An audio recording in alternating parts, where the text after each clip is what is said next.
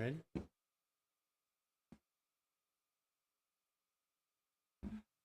Good evening, ladies and gentlemen. I'd like to call to order the Haslett City Council meeting this March 18th, 2024 at 7:01 p.m. There is a quorum present. If you would bow your heads and we'll stand for the Pledge of Allegiance.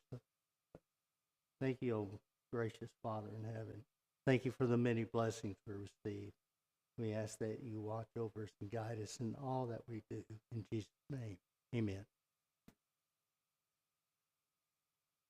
I pledge allegiance to the flag of the United States of America and to the republic for which it stands, one nation, under God, indivisible, with liberty and justice for all.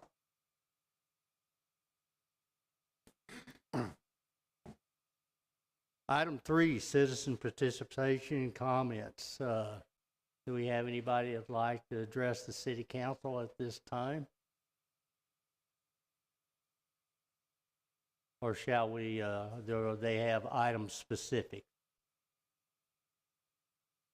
Okay, please go ahead and call their name. If you would state your name and address.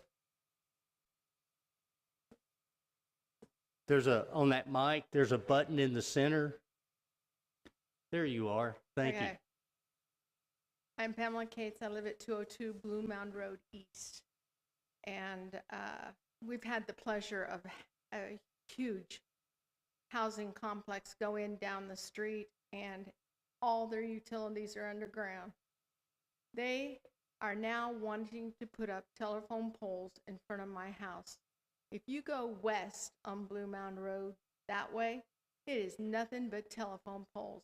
It looks like LA. It is ugly. And they want to do the same thing in front of my house. I don't think it's right. I was on the town council at Trophy Club.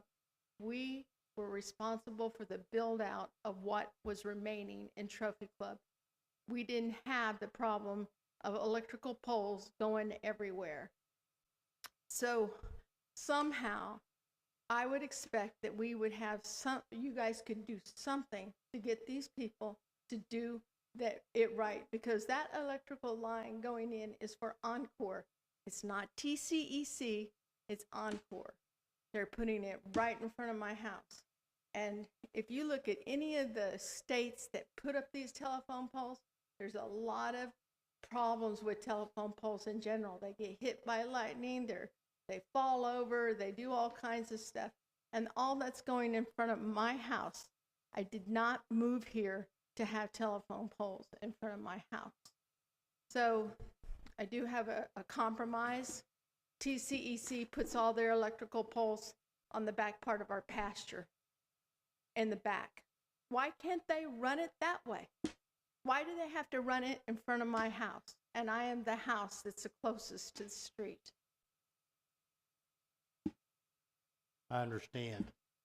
This has been an ongoing conversation with Encore for probably a year and a half or so. And we'll probably be bringing it to the council here in the near future.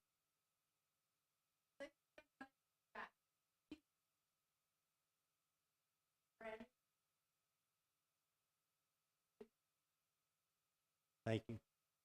Do we have any other speakers?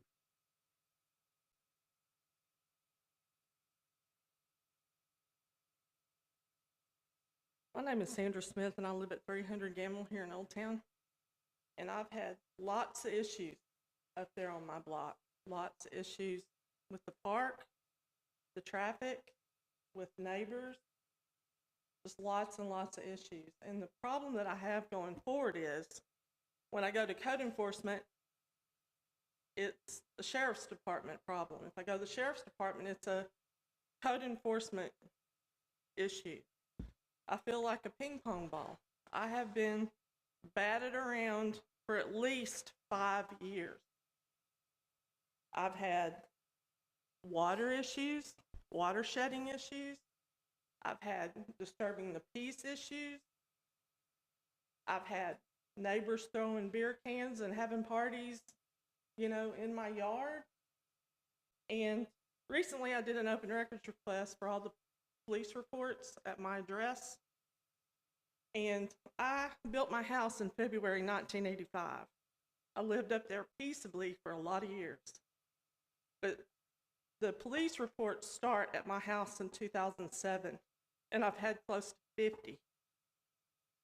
Now, that can be attributed to a lot of things. You know, it can be attributed to cut-through traffic. It can be attributed to house flippers flipping houses in the neighborhood up to 6 times. But I need some clarity on whose issues these really are. I am tired of getting the runaround. You know, recently I called code enforcement and the police on the same day. And I didn't get an answer from code enforcement. And the police came, and I was thrilled because I had a police officer I'd never met before. And I was having a watershed issue. And I actually walked into the middle of my backyard with plugged in weed eater and walked into a bunch of water I wasn't expecting. So I called the police. I could have been electrocuted. But that police officer told me she was going to refer that issue to an environmental because that water shedding coming into my yard. And the next thing I know, that police report is being routed with all my personal information on it to multiple people in the city who I don't think have any burden of confidentiality. But when I did an open records request on that report from the city, they redacted some of my information, but not all of it. And when it went out to the city staff, none of it was redacted. So in an open records request, that information gets redacted. But I guess when a sheriff's department official sends it out, they can just send it out with everything on it. So to say that I'm angry about it is putting it mildly. I'm mad. That email should be recalled, deleted from every city staff person it went to. And the sheriff's office should be held responsible for doing that. And I attempted to call the individual who did it, and I never got a call back. So I've been a tax-paying person in Haslett since February 1985, and I don't even get a call back. So I apologize for my anger, but I'm mad. Thank you. Thank you, Ms. Smith. That's noted.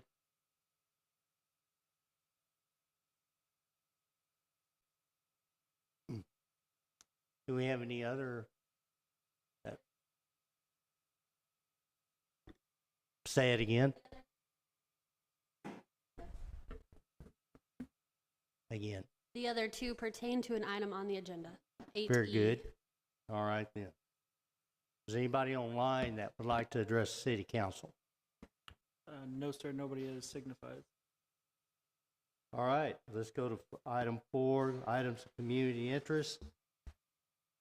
Brush limbs and drop-off day be Saturday, May 18th. And that's this Saturday. May 18th. Well, you know, this time change, it's got me all wrapped up around the axle. All right then. May 18th, 8 a.m. to 12 p.m. And please note is that the location has changed. It will be at the Public Works building off Schoolhouse Road. And I believe there's a map online. Is that correct, or will be very soon? If there isn't one already, there will be one very soon.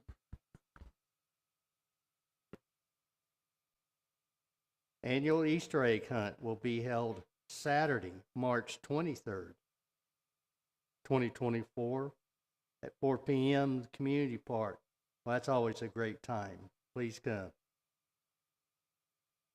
Haslett City General Election be held Saturday, May 4th, 2024 from 7 a.m. to 7 p.m. for the purpose of electing City Council member places 1, 3, and 5, all for a term of 2 years. Also, there will be a Haslett special election that same day, Saturday, May 4th, 2024, to determine if citizens desire to reauthorize the local sales tax and use tax that is used for maintenance and repair of our municipal streets. Tax is 1/4% of the sales and use tax. Early voting period for the May 4th election will be Monday, May 22nd, 2024, Tuesday, April 30, to Tuesday, April 30, 2024. As the election approaches, specific polling places will be published in accordance with state law, and you'll find them on our website. Haslett is hiring. We have 4 positions open. Please visit our employment opportunities on the website. Item 5, administrative reports. Council, do you have any questions on the administrative reports? There Yeah, are just- none? I've just got a question for Marcy. I just, looking at the sales tax revenue, it looks like month over month for the first at least 5 months, we're down about 15% month over month, and I'm just trying to find out, do we know anything that particularly tied to? Is it just the general economy or anything along those lines, or do we expect a continued trend in 15% less over last year, so we can see what if we're going to come up with shortfall compared to what we budgeted for a sales tax? Right now, you are correct. We are seeing that downturn in the actual. However, we are still ahead of budget. And this budget year, when we put the budget together, we did budget more conservatively, as this was somewhat expected due to some of the slowing down with some of the building activity in the area and the construction materials decreasing. Okay, thank you, Marcy.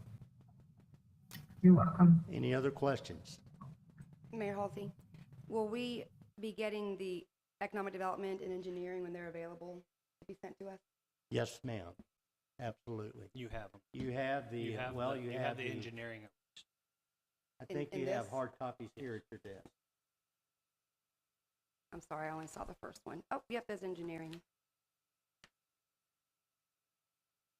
Okay, thank If you you. want to take a glance at it, in case you had any questions. If I have any, I'll shoot you an email. Thanks.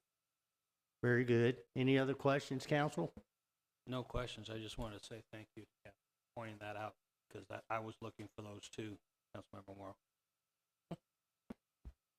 In the future, what we'll have all the report titles listed. If for some reason, and it happens once in a while, that if that department does not have their report ready, we will note out to the side that the report was not available at the time of publishing the agenda, but it will be followed up with. All right then, updates on active items, projects, event recap. Haslett Parkway construction. The North Central Texas Council of Governments and TxDOT have addressed the issue with regard to the delay in construction due to utility relocations, that delay, which has pushed us out beyond a year. I am hoping that here within the next meeting or two that I can bring you an announcement from Central Council or North Texas Central Council of Governments and TxDOT with regard to that remedy. Haslett Parkway and City Properties mowing contract. Mr. Tucker, can you give us a status on that? Yes, sir. We're working through the bid documents to release for bid. That way we can collect bids for that mowing contract, and those should be done this week. And then as soon as those are approved, we can publish it, get the bids in, and then hopefully award a mowing contract and have that moving forward. Thank you, thank you. Tennis court security systems. All right, so that's something else we've looked at. We've found what we think is a good solution for that. We've set in on a kind of a demo where they've walked us through it, and it's basically it's a lockable gate system that will allow people to reserve a court, be sent a one-time code. That way it kind of handles scheduling and access control, and you can have a combination of cameras that watch over the courts, and then one-time access codes so we can sort of correlate when damage and things occur. That way you can pinpoint it to a time when it happened based on the camera and then who it was assigned to. We think that will help, and also help with some of the requests to reserve a court. We think that's a good system, and we're hoping to have all the pricing and all that worked out in the near future. All right. Can I have a question, Mayor Halsey? Who will be the one that, like, if I wanted to reserve the court, I would just call the city and for a certain time, or how would that work? So the system we're looking at is made to be as automated as possible. So it's called Court Reserve, and what it's made to do is you would scan a QR code at the court or through a link. It shows you the available schedule of what courts that we have and what can be rented, and then you would rent based on that. So it'd be completely through that portal, and then it would handle the codes, setting in there and sending it out. So there would be some staff involvement if there was issues with that system or questions on how to use it, but it's meant to not be cumbersome and be fairly automated. It is not renting. We're not renting. The other is it's an app, so it does not require staff intervention. That sounds really neat. I feel like I've used something similar to that, but yeah, and it's really easy to use. People won't be able to use it for I guess they could, like weekly or, with leagues. Is that something that you're going to look into? So on how it's used, there's lots of options of what it could be on the features. That would be decided at a later date. The initial request is that we have a way to control who and when people are going there and have some sort of, but there is lots of features that you can implement. Those options are fairly endless, so that could be an available feature if that was something was elected to do. Yeah, I think we really need to look into that, because you don't want people renting it or reserving it for other purposes, for a party or whatever. You got to make sure it's being used for the intended purpose of sports or pickleball. And also, is there priority to Hazlet residents? So that's something we did ask about, and there is those features are all available. So you can set up a bias for so much, like where you could have priority for a group of people, which would potentially be residents, and you can also control what percentage are allowed to be rented out that for one way or the other. So there's a lot of scalability there. You use the word rented again. Sorry, reserve. So that doesn't imply that there's any kind of fee there. Those are options of all that way, but the idea is that somebody can reserve a time frame, and it will handle, for example, since we have 2 tennis courts, we also have 2 pickleball. If somebody reserves 1 pickleball, then it will show that there's only 1 additional pickleball to reserve. So it can handle that, and they did emphasize that it's meant to be fairly automated so that it's not tying up a lot of staff. And just, if you can put priority on the Hazlet residents, obviously you got to put some kind of address in there. What keeps it from someone else using somebody else's address? There's some things that we're just getting into this. We've had an initial review of it, and before we do anything, we'll bring a full description and have a video of how that system works. So for your final review, again, the security as a whole would be a combination of cameras that will be doing video recording that can hold up to 30 days, I believe it is.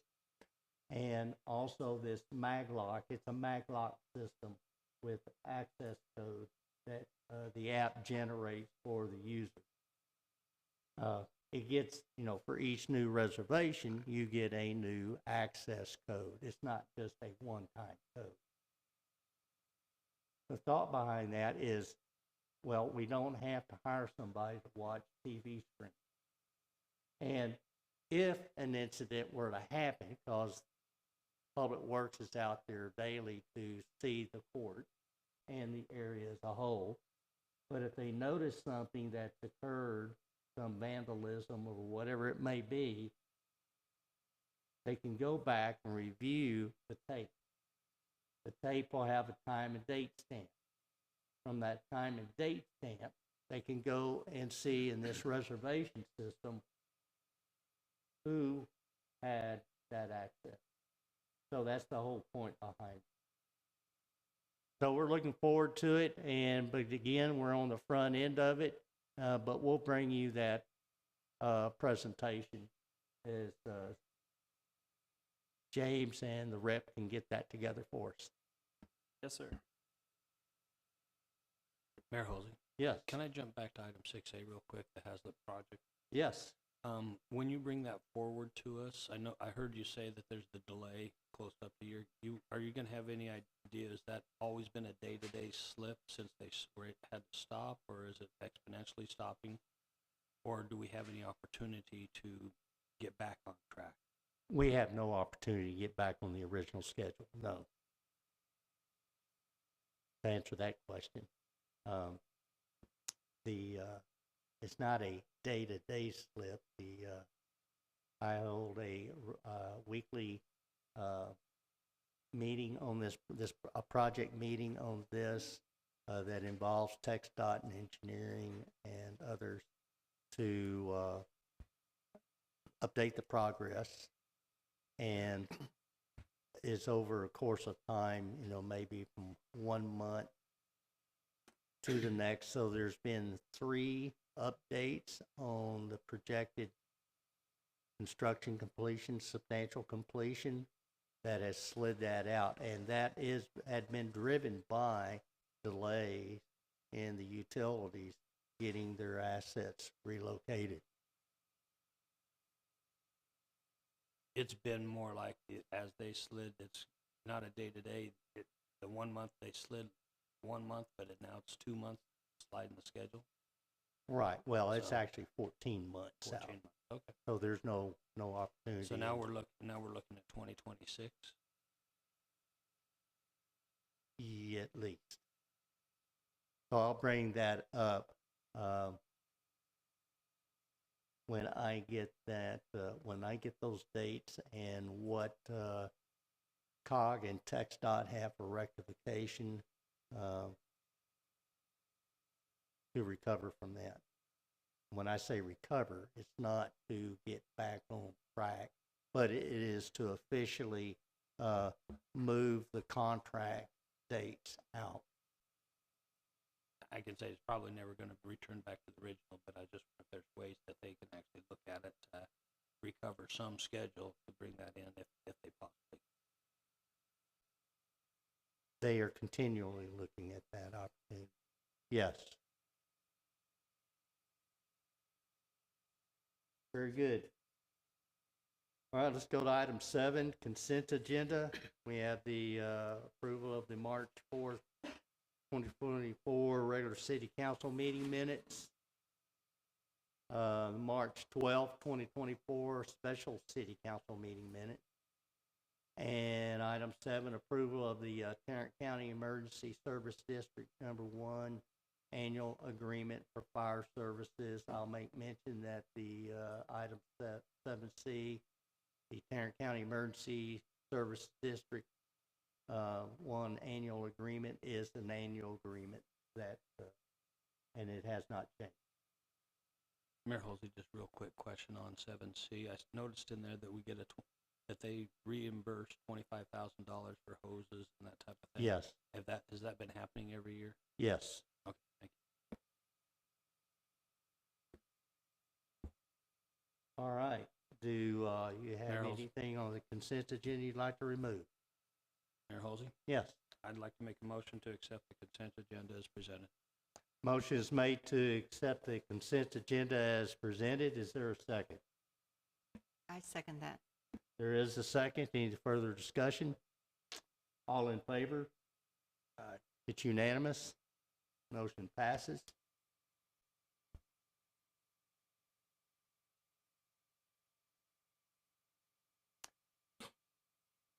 Public hearings, ordinances, resolution, and action items.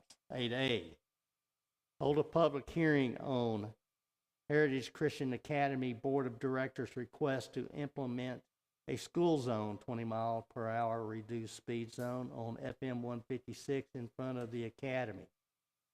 The aspect here is, as you know, council, we had completed a a speed study on 156, and and part of that recommendation was a speed zone be placed, a reduced speed zone be placed in front of the Heritage Christian Academy. In final review of the transportation code, I noted that the transportation code, one line in that volumes of book, stated, well, once a request has been received from a school, that the governing body of the municipality will hold a public hearing. And that's what this public hearing is about. Upon this public hearing, we will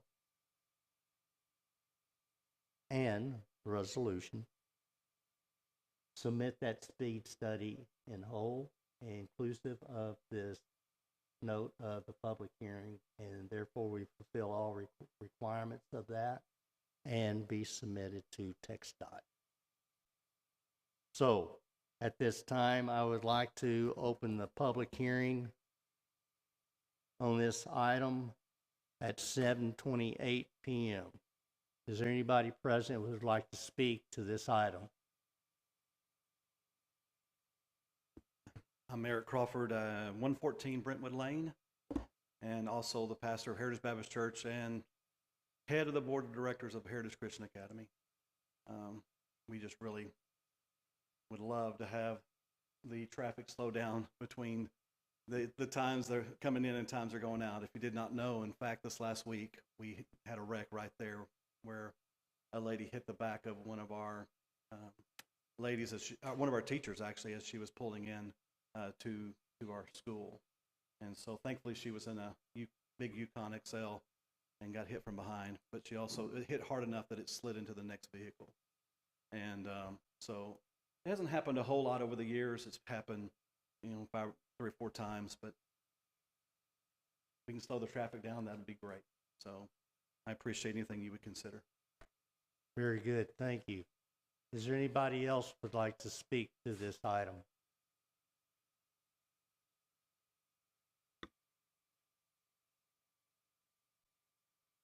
Do we have any other speakers signed up, listed? Okay. Is there anybody online that would like to speak to this? No, sir. All right. Given there's no other speakers in the chambers nor online, I close this public hearing at 7:30 p.m. Item 3, discuss, consider, and act on a resolution supporting the establishment of a 20-mile-per-hour reduced school speed zone along FM 156 within 200 feet of the Heritage Christian Academy property line. I'll just say something real fast. I apologize. The reason why we're having a resolution tonight and not an ordinance establishing a school speed zone in this area is because FM 156 is a state highway, meaning that only TxDOT has the authority to lower the speed limit or alter it in any way. And so the purpose of tonight, as the mayor mentioned, is for us to submit the recommendations from the speed study, including this resolution, requesting a speed zone in front of this school. It'll ultimately be up to TxDOT and their own governing body to make that determination, but tonight will be for you all to kind of voice your opinion and to have that be submitted to them. Mayor Halsey, Yes. quick question. I think Kate goes, since we already made the motion and that to submit the study to TxDOT, is this an amendment to that since we did not have the public hearing, or is this a brand new? No, would it's this be not an brand new? amendment. This is purely on this resolution, and the resolution will be included in my communication with TxDOT when the speed study is submitted. Okay. It'll be an add-on. to It's an the- add-on. we'll be Yes. submitting the speed study and this resolution, which references that speed study. Yeah, Mayor, I've got a question, and more TxDOT related regulations over 156. You know, we're asking to change the speed limit. Okay, that's good, and you get a school zone. We've all seen the school zone flashing lights and all that. Is there anything that would permit us from just putting a sign out there that just said school zone with a flashing light without anything regarding to speed limit? At Yes. least you'd have a visual that might tell somebody that they watch what you're doing. But until we get TxDOT approval to change the speed limit, at least you have some notification that says. I see what you're saying. Yeah, you could put them the same place like a school zone would be, but it just says school zone and a flashing light. So To At put certain- anything on FM 156 requires TxDOT approval. Anything. So that would require TxDOT approval as well. okay, I think that's something we should approach TxDOT about, since it's not asking to change speed limit. It's just simply a rec a sign. But I think that would be a short term. I'm not gonna say it's a fix, because the fix is to change the speed limit. But I think add some sort of safety measure, because I saw the wreck. Mike, that's the one I texted you about when you were on vacation. Yeah, it was a bad wreck. Noted. And it is it's a dangerous venture, as much of 156 is. I want to make a note. This is maybe going back sometime, year and a half, almost 2 years ago. I was talking to one of our deputies about 156, and I said, this is such trying to get on or off of this road is such an intimidating roadway. And he goes, Mayor, it's an intimidating roadway even if you're in a squad car. So, no, duly noted. If I could draw your attention back to this resolution. I had a question. What is the time frame once it's submitted to TxDOT? I believe it's 90 days with regard to the speed zone.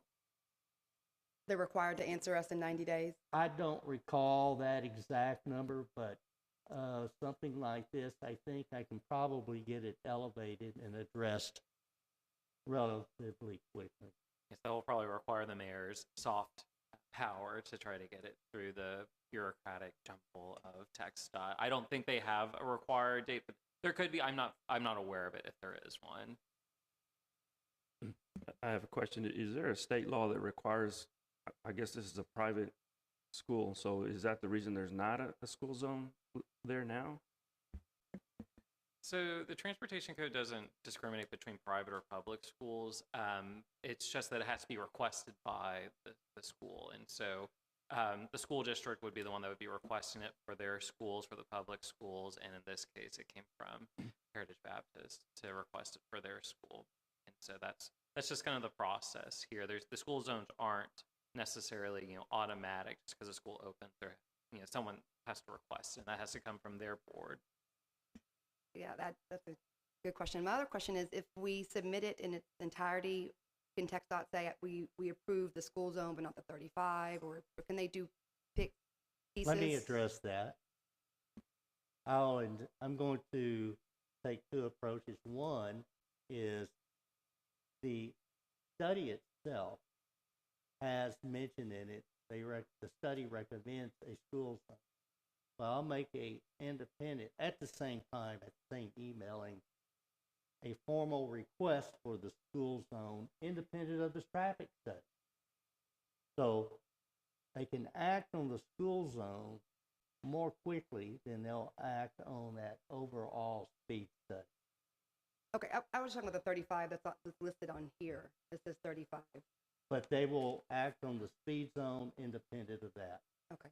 So I didn't want to delay a speed zone with them going with the recommendations that are made in that speed zone. Right. I mean, that So makes sense. I'll make it a point in the communication to TxDOT that the school zone is the priority. Okay. But yes, TxDOT ultimately has that authority, that discretion to pick and choose which options they want to do, if any. Hopefully all of it, but that's going to be ultimately up to another governing body. I'll make a mention just for clarity. In the transportation code, it states that a municipality where there is a state highway running through that municipality, the municipality has the same authority as the Transportation Commission to alter that speed zone.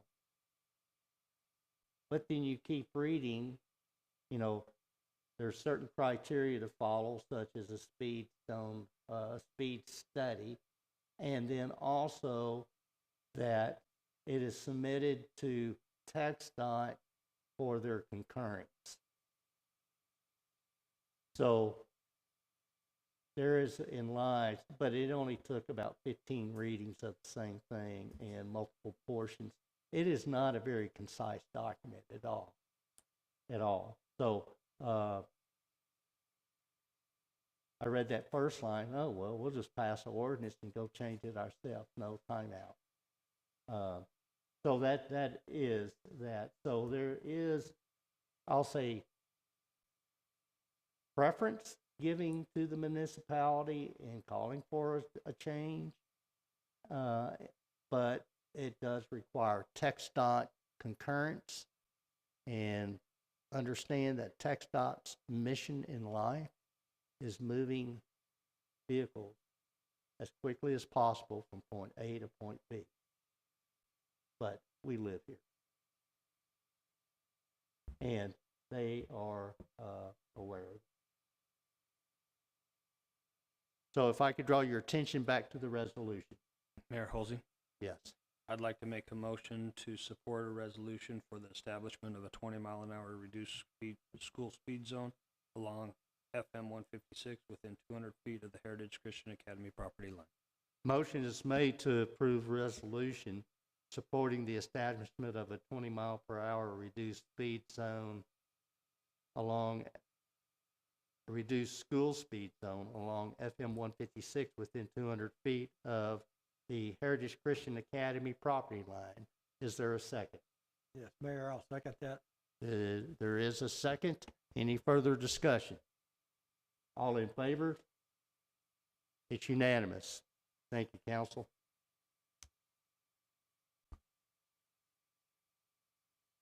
Eight B, discuss, consider, and act regarding the approval of the Caraway Commercial Preliminary Plat. Mr. Swanky. Mayor Halsey and members of the council, this is a 24-acre tract located west of Harmon Road, south of Hazlitt Parkway, and north of Pass Drive.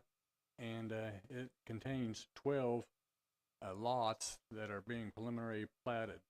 And whenever a tract like this comes in, if it's not been preliminary platted or showing how it's going to be developed, the developer shows a potential site plan, and we normally ask for basically the worst case scenario so we can account for drainage that can occur on this property, what kind of water is going to be necessary, and sewage. And they have done that. And if we could move on to the copy of the plat. Keep on going down a little bit further. The engineers, that was the engineer's report on this, and this is the layout of the preliminary plat showing the 12 lots that I mentioned, with access points, 2 of them onto Harmon Road, 1 onto Pask, and then 1 onto Hazlitt Parkway. And the Planning and Zoning Commission has reviewed this plat at their February 27th meeting, and they've recommended approval of it. The engineer, I believe, is online if you have any questions that surpasses my information. Mr. Anderson, are you with us? Yes, sir. I'm available for any questions that the council might have. Council? I just have, it says two lots right next to each other that both say bank. Does that mean one bank or two banks right next to each other? This is purely conceptual. Oh, I see. Everything on here that you see is conceptual, other than the daycare center.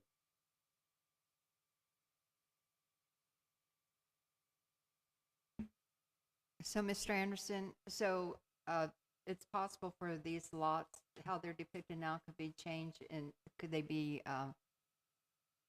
maximized to a larger one, combined, or would they have to do another plat or submit another preliminary plat?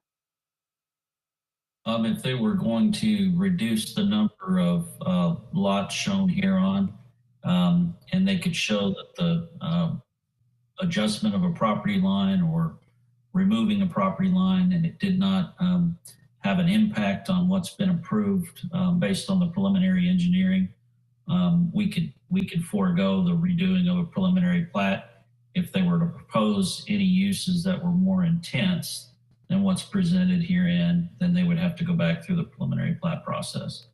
So, say for example, you combine several of these lots together for a grocery store, and that would definitely change what kind of access you would need off of the different roads. So they would have to submit another plat. Is that correct? Yes, ma'am. Yes, ma'am. In that situation, a new preliminary plat would be warranted based on the remaining acreage that the property owner held. So lot 3 down there in the southeast corner that's currently being proposed for the daycare center, if that was removed and sold off as lot 3, block 1, then the remaining, say 22 acres or whatever would be left would be included in that preliminary plat.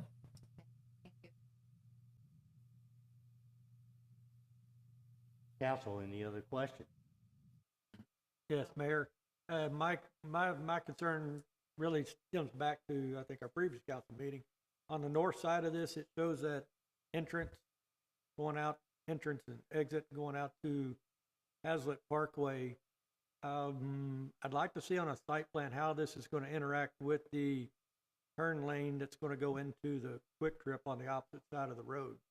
If I'm not mistaken, the Quick Trip would be on the exact opposite side, on the northwest corner of Harmon and Hazlitt Parkway.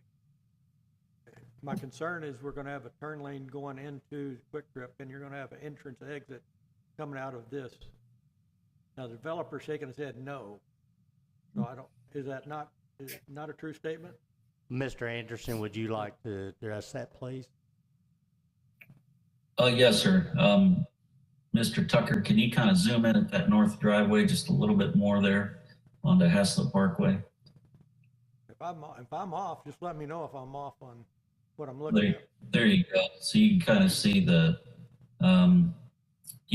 proposed location of that driveway. The goal was to provide adequate stacking for that right-hand turn lane onto Harmon Road. And then the applicant is showing an additional right-of-way dedication for a right-hand deceleration lane into the property.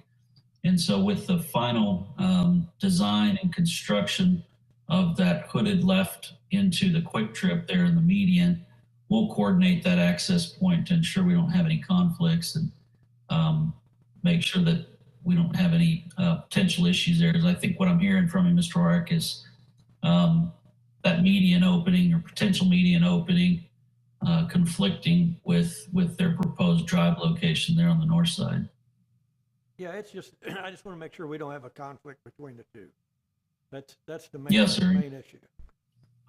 Yes, sir. So we work to show the approximate location of that drive to ensure that we have our 350 feet of stacking plus a 100-foot taper for southbound Harmon Road traffic off of Hazlitt Parkway. They provided an additional decel lane or cars coming into the development. And then we'll coordinate that with the Quick Trip folks across the street. They've sent in a couple of different sketches to me before they get going in earnest on the engineering design, but we'll ensure that all that is coordinated. Yes, sir. Okay, thank you. So, Mr. Anderson, going west on Hazlet Parkway, and you want to turn into this development to the left, you would have an opening there at the median, so vehicles could turn left? If they're Yes, ma'am. to the west, going west, and they need to turn left. Yes, ma'am. Where the cursor is that Mr. Tucker has on the screen, there is a planned median opening with the turn lane there, and then you can see they've got a drive across where the two ponds are located, and so there would be access from the Hazlet Crossing project into the west side of this development. That would be for westbound traffic if they did not go down Harmon Road and use that main entrance off Harmon Road.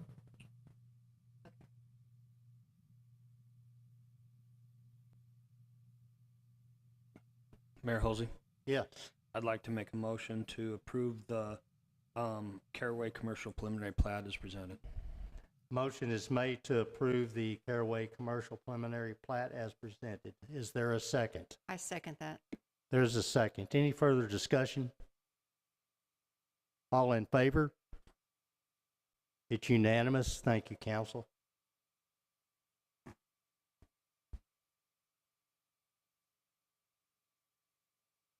Eight C, the development agreement. LaPrelle and the city of Hazlet regard to the HC6 TRA sanitary sewer replacement. Mr. Anderson. Thank you, Mayor, Council. James, if you could leave that exhibit up, that would be a perfect place for us to start. What you see before you highlighted in green is the HC6 TRA sewer line that is currently designed as a 24-inch line. The city, TRA, and Hazlet, Fort Worth, have a three-way interlocal agreement that dates back to 2005 to facilitate collection and conveyance of sanitary sewer in portions of Fort Worth, west of Hazlet, through Hazlet into the TRA system, which runs along the Henrietta Creek, basically parallel to Westport Parkway. Back in summer of 2022, we were notified of some pending development in Fort Worth that caused a trigger in the first amendment of the referenced ILA in your staff memo dating back to 2005. Basically states that when Hazlet's existing 15-inch line reaches 80% capacity, that we're to notify Fort Worth and TRA that a replacement line is needed. The developer, Mr. Bruce French, who is developing the LaPrelle property west of John Day Road in Fort Worth, agreed to fund the engineering and the soft costs for this project because at that time in 2022, this project wasn't funded by TRA, Hazlet, or Fort Worth. Subsequently, you all secured bond funds in December of 2022, and Fort Worth identified capital funds to cost participate in this project as well. The project is basically at 95% complete plans, and we've identified 5 easements required to facilitate the construction of the project shown on your screen here. So Mr. French has basically fronted the soft costs, and if you read through the development agreement that's before you this evening, basically proposing that Hazlet and Fort Worth prorate those costs and reimburse Mr. French for those efforts upon completion of the acquisition of the required easements for the project, and then publicly bid the project, issue a construction contract that would run through the city of Hazlet. The city of Hazlet and TRA would monitor the construction and inspection of this line.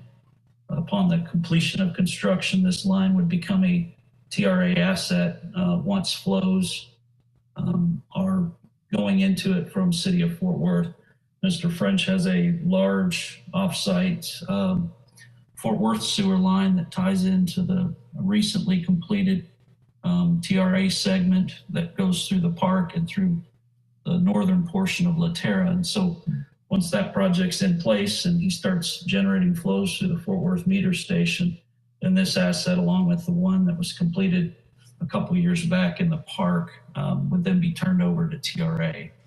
And so the cost breakdown for the project is based on flows. Those flows were calculated and updated based on existing Haslett demands and projected future demands based on your land use plan. And those were conveyed to Fort Worth, and we went back and forth. And they've actually, if you keep going, James, you can actually kind of show them the summary. It's a color exhibit that was part of the Fort Worth minutes. I think it would be maybe the next one. There we go. So you can see the segment of sewer line that we're discussing this evening is point D to point E, and that would be that existing 15-inch that's being replaced in Haslett. But you can see the service areas that this will pick up in Fort Worth, and then we've estimated flows from Haslett, and it results in a roughly 65-35 split. As well, 61 Fort Worth, 38.7 Haslett.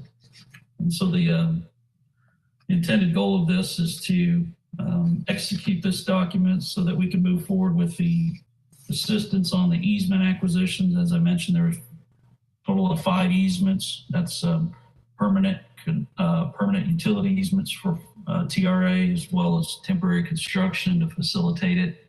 Mr. French called me this morning and let me know that he had one of those in hand, but the other 4, he was going to need assistance from the City of Haslett to move forward and acquire those easements for the project, as he has been unsuccessful to get them for the last year. So fairly long, drawn out, protracted process between Fort Worth, Haslett, and TRA, but plans are in place. We've identified the easements. The mayor and I have had meetings with 3 of the 4 remaining property owners and have a good feel for what those 3 would like. I was notified and actually received a set of revised plans this morning that will incorporate the requirements of those 3 property owners and allow for them to move forward with easement dedication for the project.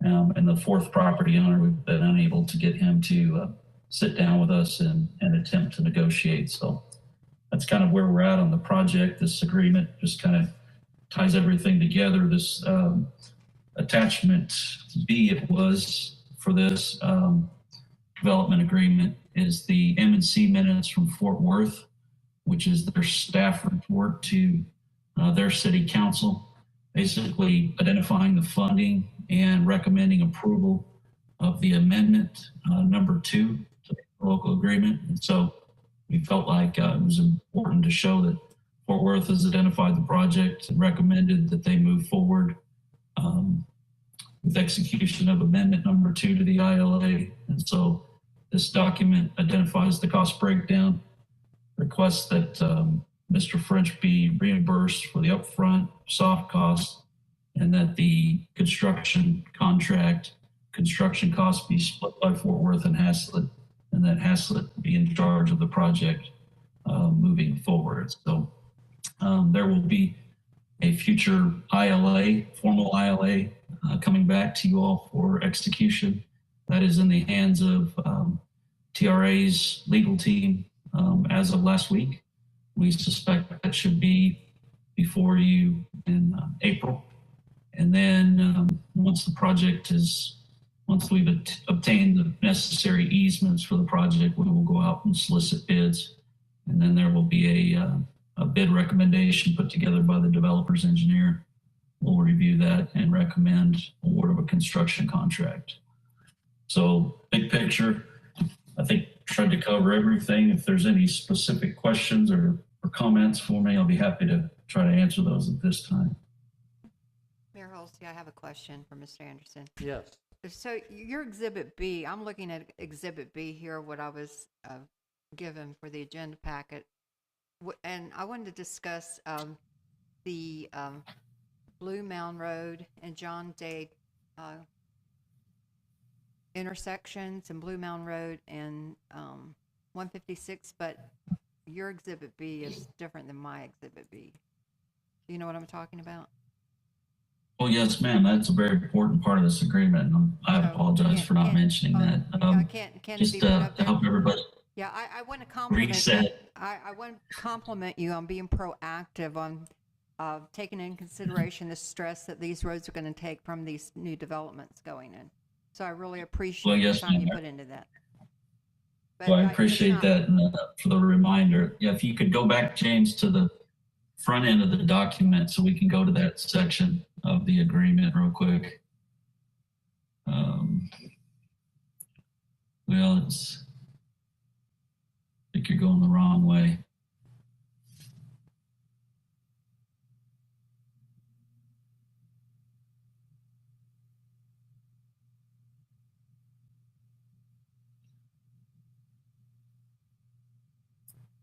I think keep going. It's one. I have it on page 171. There we go. There. Let's start there. So just setting the picture, big picture here. The area shown in blue, that's the LaPrel project, as stated in the council communication. That's entirely within the city of Fort Worth. There was a traffic impact analysis that was done for that development that we received a copy of when the applicant was proposing to tie into John Day Road. This was back in early 2022. And you can see this summary exhibit that we had them put together, which basically outlines the recommended improvements as well as their timing to coincide with the impact of this development on the adjacent roadways. And so you see 4 intersections highlighted in red along John Day Road, or Blue Mound Road, excuse me.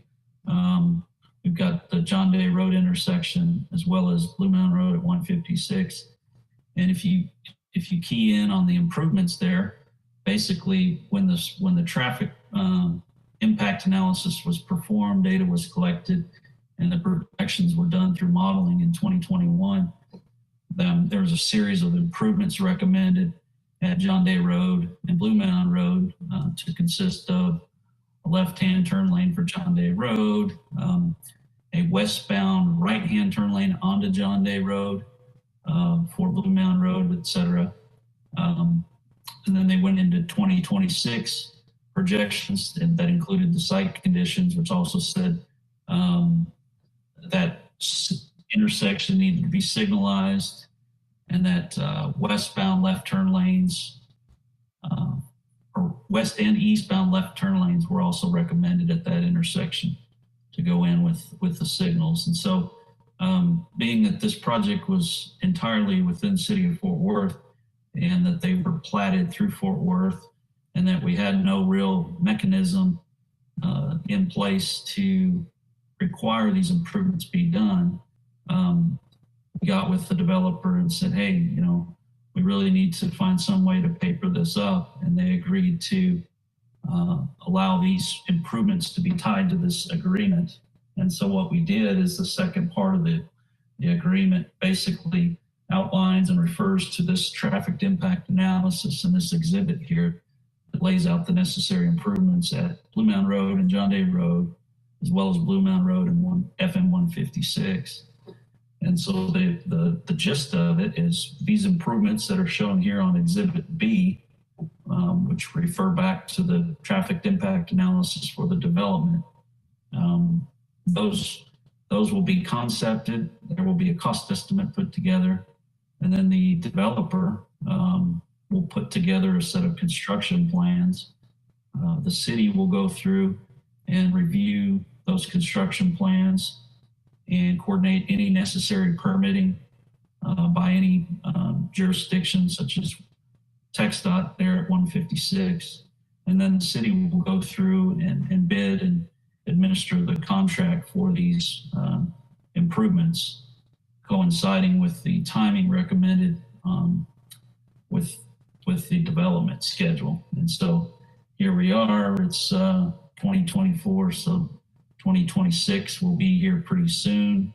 We haven't got to the point of, talking about, are you guys just gonna do this in 2 phases? You wanna do one single project? How does that marry up with a potential city project that may or may not be done on Blue Mountain Road? There's a myriad of things that need to be worked out over the course of the next year and a half or so. But the important part of this, we felt, was getting it locked into this agreement so that the developer had the obligation, and it was memorialized through this agreement, that his impacts to City of Haslett roadways and intersection would be offset by his development. So again, they're doing quite a bit there in Fort Worth, but obviously they have to get through. They're sending a portion of their traffic through Haslett, and they're having impacts on the roadways and intersections. And so that's more or less the second part of the agreement.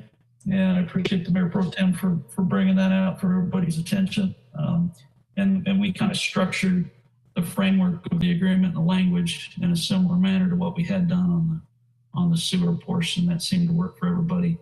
The mayor, Mr. Page, and myself, and Mr. French started this agreement in November of 2022. Well, it was earlier than that, but we had what we thought was a good version in November 2022, and here we are finally getting it before you. So a lot of hard work behind the scenes to get it where we're at, but looking forward to moving this thing forward and just keeping everybody apprised as these projects come up out of the ground. So it may open up a whole nother set of questions, but again, I'm here to do my best to answer anything that I can. Mayor Halsey, Yes. my question might even be more for Marcy, but Mr. Anderson might be able to answer too. But I noticed on the back to the sewer, the financial impact is we had the 2022 certificate of obligations that we're planning on using for this, plus also impact fees. And I just wanted to make sure that all the impact fees were still in place from the developer.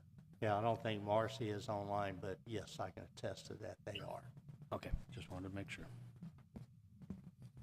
Mayor Halsey, I have a question on the participation usage. I believe Mr. Anderson said 65% was Fort Worth and 35 Haslett. If that happens to change, is there a way to know, or how do you know exactly how much they're using versus what Haslett is using? And is there a clause in the agreement that addresses that issue?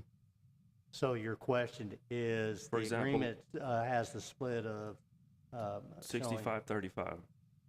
So if, let's say, Fort Worth uses 80% and Haslett only 20%. Is there a refund to Haslett? Yes.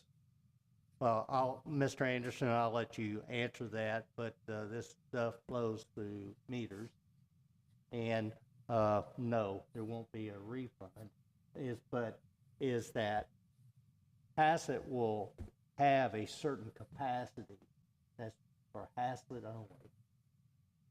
Fort Worth will have a capacity of that line, percentage of the capacity of that line for their flow that belongs to them. But Mr. Anderson, I'll let you take it from there. Yes, sir, and I'll do my best to see if I can answer the question.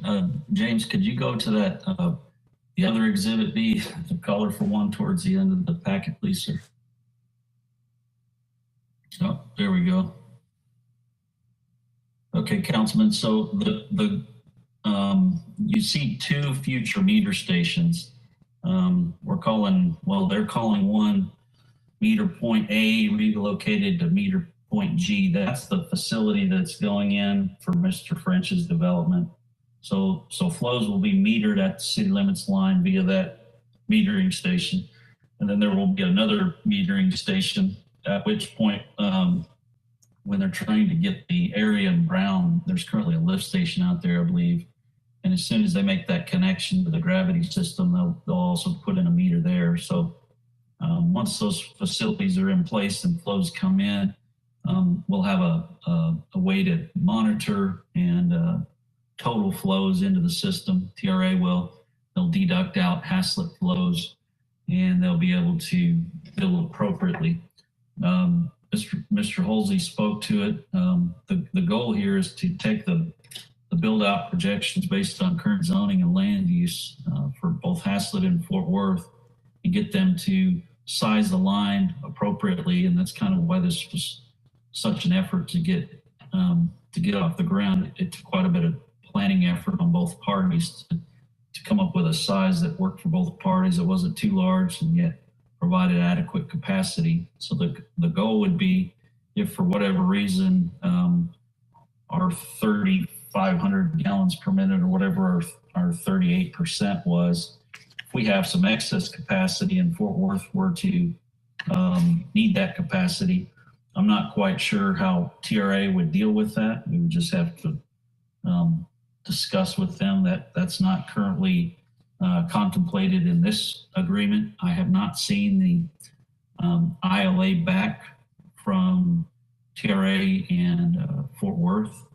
I'll make sure that I look into that and ask that question before we bring that back to you all for final approval. I do know that the easements that TRA acquires are I think they're 45 feet in width, and they typically try to plan on a 20-year window in case that the lines are reach capacity, then they can be parallel. But I think in this case, both entities were able to ascertain build out projections for the drainage basins you see here, all of these being, the bulk of these being Fort Worth, so that we could do our best to size this line so there wouldn't be a parallel line needed.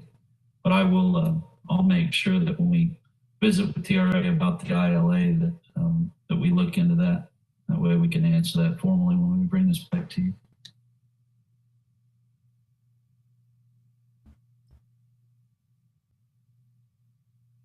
Yes. Yes, Mayor, just one question for Mike. In the packet, it's on page 186.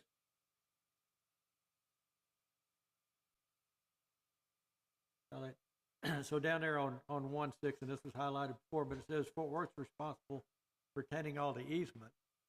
Now, are they still paying for all the easements, or is the city of Haslett going to pay for a percentage of some of the easements? Let me make a comment. What you are reading is from 2005. That's correct.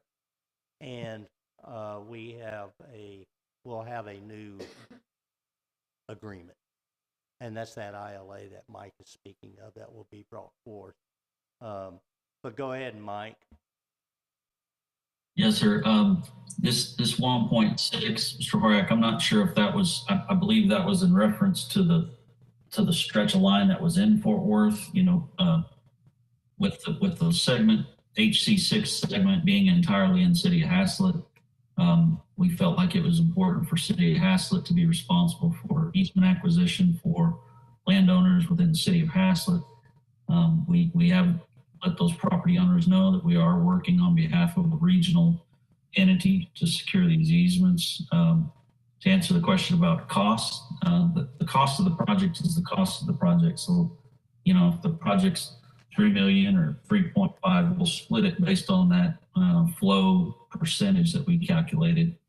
We won't know the actual cost of the project until the project is publicly bid. We've got cost estimates that have been put together by the developer's engineer, reviewed by myself, Fort Worth and TRA, to ensure that they're reasonable and adequate. But there's inspection charges, change orders, and everything else. We're not quite sure what the final cost of the easements are going to be, but they will be split equally. Mike. Yes, sir. Councilman Hort's question was very specific to Fort Worth is responsible for obtaining all easements. Yeah, I'm not looking for specific cost data. It's more of a question of who pays for the cost. That's the cost will be split between Fort Worth and Haslett. Okay, because that's where I was getting confused reading this, because it looked like City of Fort Worth would pay 100% and then extend Hazlet the right to use those easements? Not, and again, this old ILA executed in 2005, I think July of 2005, was particular to that kind, and this project is a little different.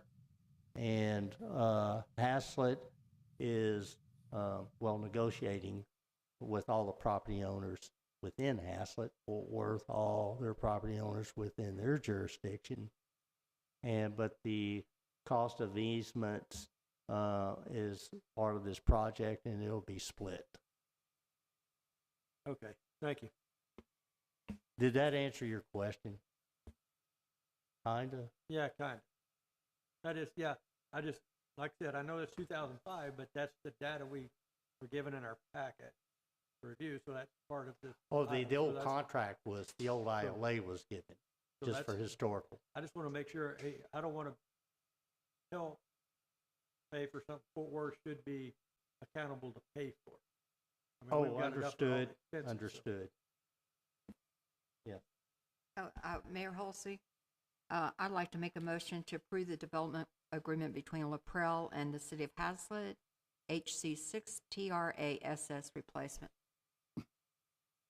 Motion is made to approve the development agreement between LaPrelle and the City of Hazlet, the HC6 TRASS replacement. Is there a second? Mayor Halsey, I second. There is a second. Any further discussion? All in favor? It's unanimous. Thank you, council.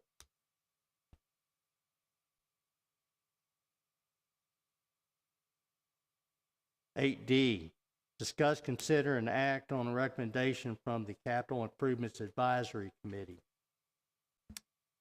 Mr. Anderson.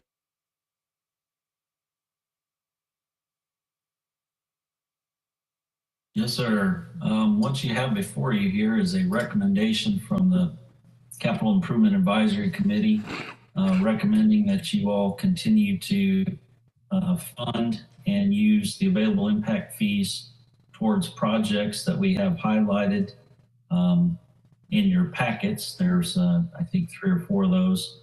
And what we've been working through for the last 9 months is coordinating improvements to the system on the water and sewer side with planned developments, and the last of which was approved this evening, that being the Caraway commercial project. A lot of moving parts in Hazlet right now, a lot of them stemming from the Hazlet Parkway construction project and the associated water and sewer improvements that were put in that project, and plans for development to tie to that. So one of the things that we've been working on the last year or so is a modeling of the system and a new capital improvement plan to attempt to update, remove, replace capital improvements that were contained in the city's 2018 plan. And James, if you could real quick go to that list of projects for me, if you don't mind. I think it's after this report here.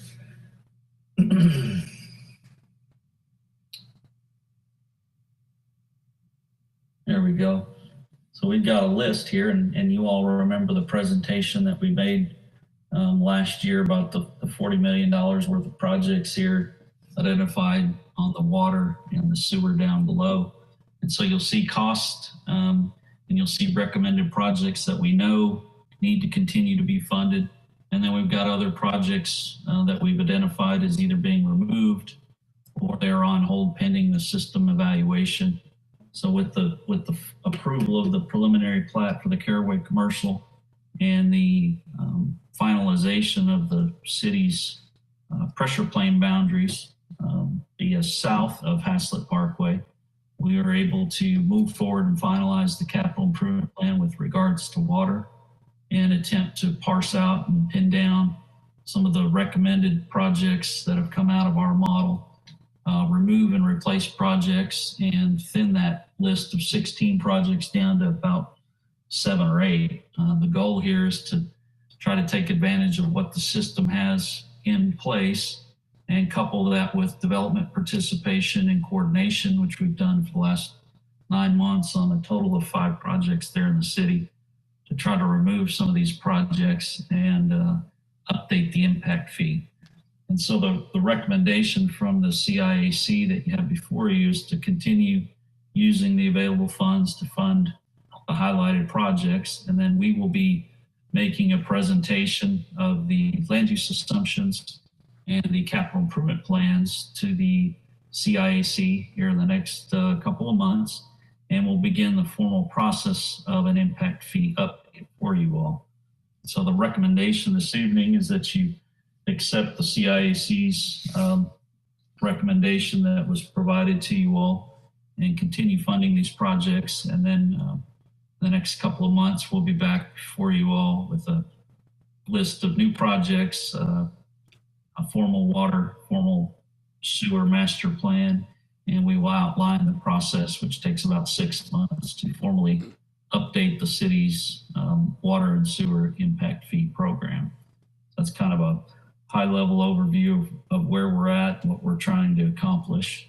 I know we've talked about this in the past, and we've been able to remove some projects on here through the successful implementation of certain projects through developers and/or development participation via oversizing by the city.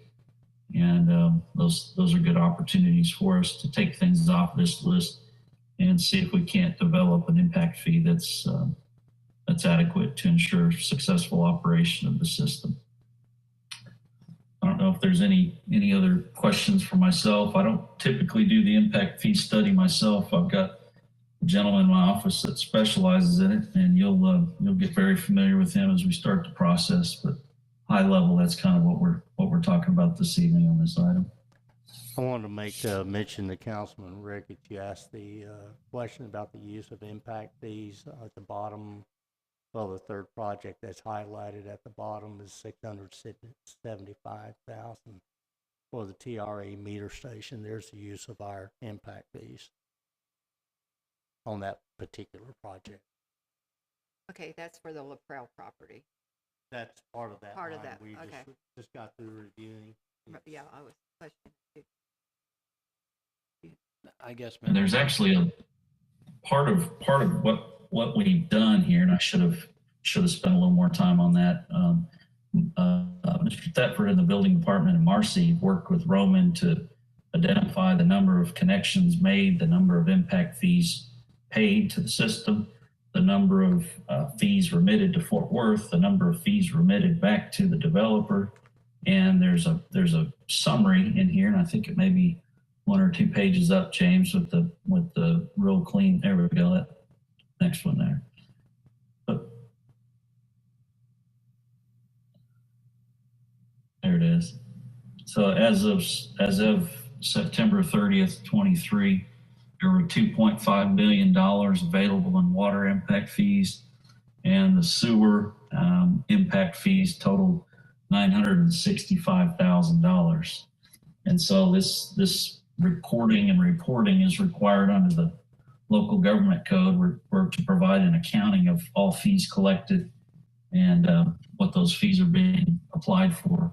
That would be through the list of eligible projects. So you can see the total revenues, and then we've got remittances back and expenses for your net income, and then your ending balance there. So as we move forward, and we've got about 4 construction projects that are getting really close to the final stages of design and easement acquisition. And as we bring projects forward that were paid for with existing COs or other funds, if there's a need for impact fee participation, if those are eligible projects, we'll make sure to include that in the council communication as a breakdown from a funding source perspective. So that's a line we just talked about. You know, if the city's got 900,000 through COs available, and the remaining 437 needs to come from impact fees, we'll show that and make sure that we give a proper accounting of that to keep track of everything.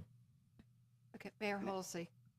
So I have a question, Mr. Anderson. So I'm looking on the list, the highlighted list, and on the cost, I guess this is total cost for items 2 and 5 and the sewer projects too. And it's like 3.3 million. Now on the eligible cost is 1.6 million. And so when they say on this particular item that the committee recommended those costs to come from the impact fee, which has 3.5 million in it.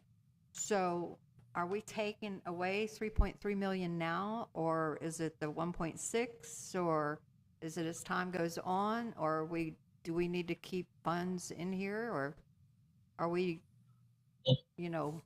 can you clarify that? I don't quite understand how much money we're talking about on this particular agenda item. How much money are we talking about taking from the impact fee program? So if I can get James to go to that project summary sheet with the estimated cost. Okay, so the way this works is the costs are estimated. This is all from the 2018 water and 2020 sewer master plans. So the consultant went through, identified the projects. They estimated costs. You see in the first column titled costs. Correct. Those were That's 3.3 costs million. developed. Yes, ma'am. And so the way this works is you calculate an eligible cost. And that eligible cost goes into the impact fee calculation. So you can include the cost of the project plus interest, all the soft costs. And then what you do is you project over a 10-year period what portion of that, say item 2, what portion of that 5.5 million gallons a day at that pump station is attributed to growth in the system during that period of time. And in this case, it looks like it's about 30%, right? 800 out of 2.4 roughly. And so that total, that 9.421 total down in the grayed out subtotal, those would be the up just a couple more squares there. Right. There you go. So that 9.4 of the $25 million worth of projects recommended during the 10-year period, a total of 9.4 is eligible for reimbursement to the city through the impact fee. So these costs are estimated. They're used to calculate a fee that's charged per lot, and then that fee is collected and theoretically used to pay debt or pay off these projects. So what we're recommending is that as these projects continue through the design, easement acquisition, and eventual construction, that any fees collected, any impact fees collected, which you've got 2.5 million in the bank right now for water, that they be applied for eligible projects. And so at some point, there will be no more, there will be minimal impact fees brought in due to development slowing and lots building out. And so at some point, the impact fee revenues will essentially come to not a lot, right, on a 6-month basis. And those projects will just continue to be funded through rates or debt that was issued. So our goal is to try to figure out, of these 16 projects, how many of them are still needed, what are the new costs, and how do we divvy out that cost over the 10-year period. So I don't know if that helped or hurt, but well, hearing that. I'm still confused on what we are wanting to approve here. It says consider an act, I can't, it's on the other thing, to pay for these highlighted items out of the impact fees. No, ma'am. No. That's not what this item is about. This is it's about the Capital Improvement Advisory Committee report as a whole. And they're saying pay for that out of the impact fees, these items, the highlighted items. They're recommending that, yes. Okay, and that's 3.3 million. Those are the highlighted items. Yeah. That's correct, right, Mike? Yes, sir. So the CIAC under state law is required to meet twice a year and analyze No, Mike, to ensure we that. understand all that. Okay, the question is approval of this report is that specific to approve those highlighted items, the expenditure on those highlighted items in the report? Yes, to continue funding those projects highlighted. I think, Mayor Halsey, it sort of goes into the question that I was going to ask too. I know we discussed this in a larger period during our budget sessions in the summer. I remember discussing this last summer with it too. But is there any way to look at this to actually see, maybe even in the budget session, hey, we did this certificate of obligation. This is what went to these projects based upon that. This is what we got reimbursed from an impact fee. Sort of putting that whole picture together. That we used the CIC report we had at that time and came up with that number for that CO. Correct. That portion. That's how we knew how much to borrow. Yeah, but there's going to be so much of this impact fee that's going to go back to be paying part of that debt. There's going to be some of that CO that went straight to fund these projects. And I guess just that way to look at that and wrap it all up in one. Sure, we can go back and see, and get those numbers off that CIAC report that we used in conjunction to help derive how much we had to ask for in the CO. Okay, I think if we actually saw that all together, I think that would actually help you answer your question. Understood. Is that okay? Yeah, I was. Mayor Halsey, I had a question. Back on page 215, if you scroll up, I think one more. Yeah. Yes. I'm looking at the last report that we received, and there was a note that collection of Fort Worth water impact fees and pass-through fees were not included. Is that the same with what I'm looking at currently?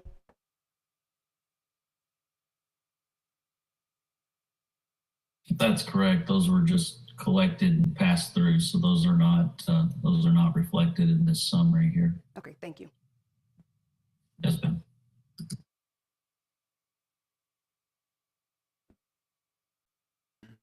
Yeah, Mayor, I got Mike, on page 214, right above that on the MUE situation, that drop off in 2022 to 23 from the previous year, is that tied more to more active construction in 21 and 22 versus 22 and 23? Or, I mean, why do we think there's such a drop off in 20? Yes, sir. It's just the number of housing starts. The impact fees aren't paid until the meter's issued for the lot. And so with the slowdown in the number of housing starts, that's reflected in the projected growth. And so that's one of the things that we're doing right now is going out and using the projected remaining build out schedule to determine what the predicted growth rate will be for this next 10-year planning period. Okay, so we should see somewhat of an uptick as Sweetgrass starts really developing and filling out with projects in there. I would think we'd see, especially compared to 22 and 23. That's correct. Yes, sir. I think you were seeing some 20 to 22, you were seeing the Caraway and the Laterra build out. And now with phase 2 of the Sweetgrass subdivision, the underground utilities nearing completion, we'll expect those to start going vertical. So you'll see that uptick, correct? Okay, thank you.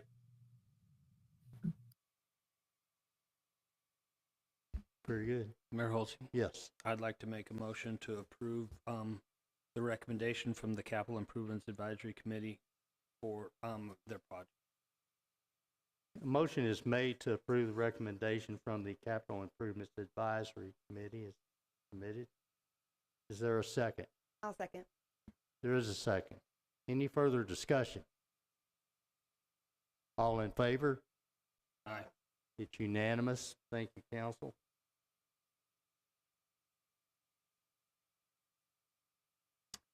Item 8E, discuss, consider, and act on the fire station baseball field portalets. And let me start, and Mr. Tucker is going to follow up in detail. But what brought this to a focal point is that several weeks ago there was like a grand opening for HSA, and more than twice the people that are normally there for games on Saturday were all present at one time. And something unfortunate happened is that we have a weekly our contract for those portlets includes weekly cleaning. When they empty it, they also clean the inside now and stock the toiletries. Well, they had a new driver, and this was just right before, I think, Friday before that event. I believe it was on the Thursday, the 22nd. They Okay, missed a- Thursday before the event. They had a new driver. And access back there is through a gate code. I don't know if he got confused or didn't have the right code or whatever the case is. He did not service the portlet. And he didn't tell anybody. And then all of a sudden here comes Saturday, and they weren't cleaned, they weren't stocked, they weren't emptied, so it wasn't good. Now, from my awares, that's happened once in the last several years. I have no knowledge of that ever happening since, but it was an unfortunate event at the wrong time. But I'm going to let Mr. Tucker, he has a resolution to take care of this situation. Yes, sir. Yeah, just to make it simple, in order to make sure that this doesn't happen in the future, we're going to add servicing and checking on those with our weekly schedule of the other facilities. So that's Mondays and Fridays. That'll be the With day your employee. with our employees. Yeah. So that's to verify that we're getting that Thursday cleaning, so they'll see it on a Friday. And if there's anything that's not being, upkept, then we will address those on that Friday. So that will ensure that that is being maintained and taken care of. So twice a week, they will be cleaned and stocked with toiletry. Yes, sir. Does that include Nancefield restrooms as well? That's how we do all the restrooms in any of the park facilities. We look Mondays and Fridays. The majority of the usage is happening in volume over the weekend. And so we found so far we've not needed to do a Wednesday cleaning as well. But if we see that to be an issue, we'll try to incorporate that also. Mayor Halsey, thank you for putting this on the agenda. This has been really an issue, not just recently, but over the last year. I've gotten a lot of complaints from the community, and I think some people are online or have letters to speak to it. But the complaints have been like not sufficient facilities, and I requested last fall that we add a couple, including an ADA in compliance with that, and also to have the dumpster moved from the dumpsters, that because it's very unsanitary for the portalets to be beside the dumpster. And so I got a complaint about that last fall, and I brought that to the city's attention, and they were moved. And so on a recent complaint I got, that was a complaint again, that the dumpster was back by the portalets. So I go by every day, and when I went by after that complaint, they had been moved to the far end of the drive there by the baseball fields. But now this week, when I go by, they're right by the dumpster, or right by the portalets again. So I'm thinking maybe we should have a designated place when Republic comes to empty that it goes, and it's not by the right by the portalets, because it's very unsanitary. I also got a complaint about Nancefield. The parents were having to take toilet paper to it. They were having to ask vendors for napkins to use in the portalets. I understand about the 2-week cleaning. Let me ask you, you said Nancefield and you said portlets. We don't have portlets. And the at portalets, Nancefield. I know. But there were not supplies in Nancefield. I got a complaint on that. And also supplies in the portalets. I got a complaint on that, on both of those. So I just kind of wanted to bring that to your attention. And so this has been an ongoing thing. It's just not recent. I've alerted the city, the most recent one.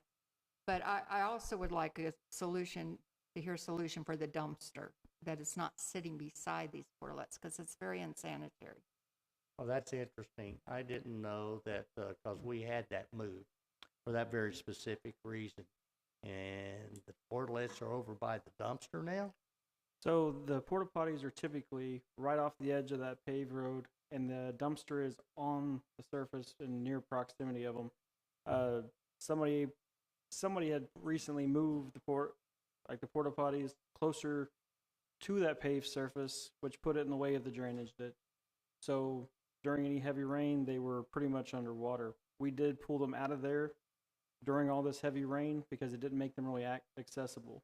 The intention is to push them back over there, but it does create a reoccurring problem. We can increase the separation, but several of these requests came from the commissioner that they needed access, and the location of the dumpster deals with where they place the food trucks that they have. So we can definitely increase that separation, and we'll address that. But we can also address where they're set. We can do some grading and build up if it's a flooding problem, is that what necessitated movement of the portlets?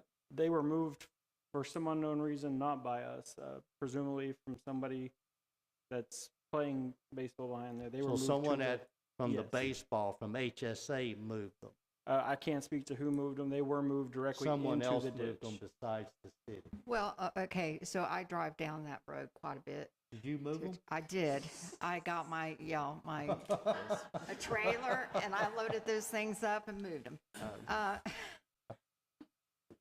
They were originally, it was outside the fence, and so I understand maybe they want it inside the fence now because They requested people don't put outside trash is not put in there.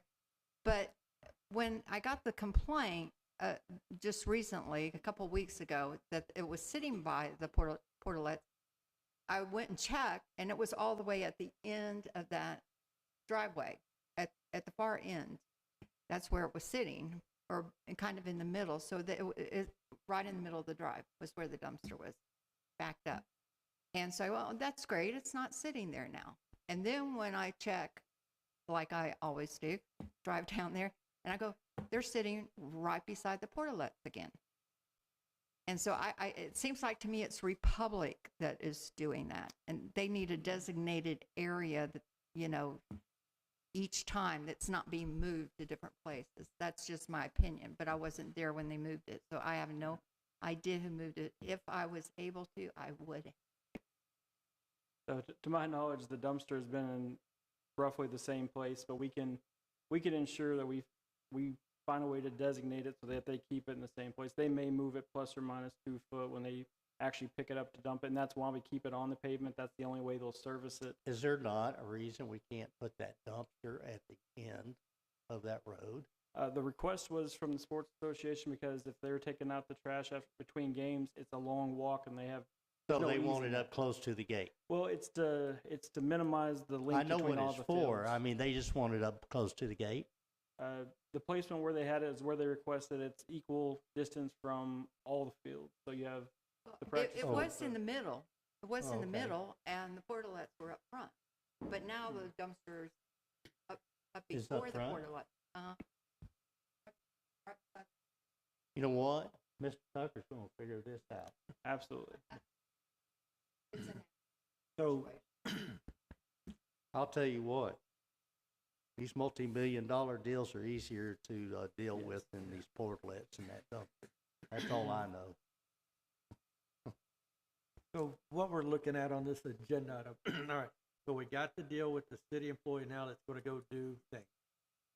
So now are we here to look at option quote 1, option quote 2 that were in the packet? That was only submitted. Is that the real issue was the cleanliness and the stocking, the supplies, and the portlet. That was the original.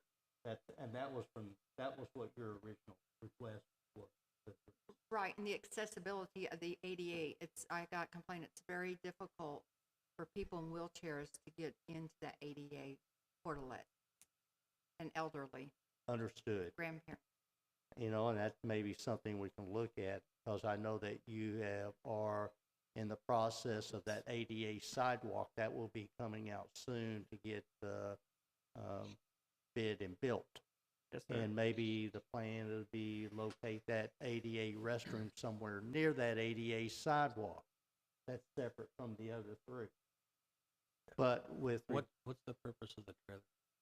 what's the traffic purpose There's of a what? quote on here for the trailers, to go to the Yeah, trailers. I'm getting to that. Okay, but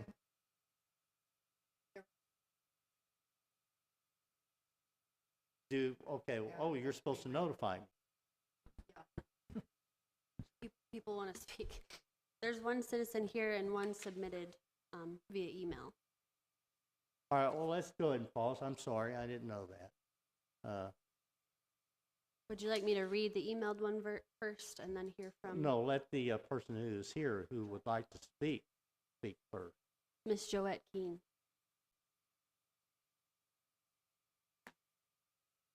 So I'm actually going to speak to what Mr. Horrick just asked about, because I looked at the attachments and I thought this was also going to be a discussion about different opportunities for perhaps a trailer or a different configuration. So I'm going to read this because I wrote it to be expedient. Joette Keene, 1410 Poppy Drive.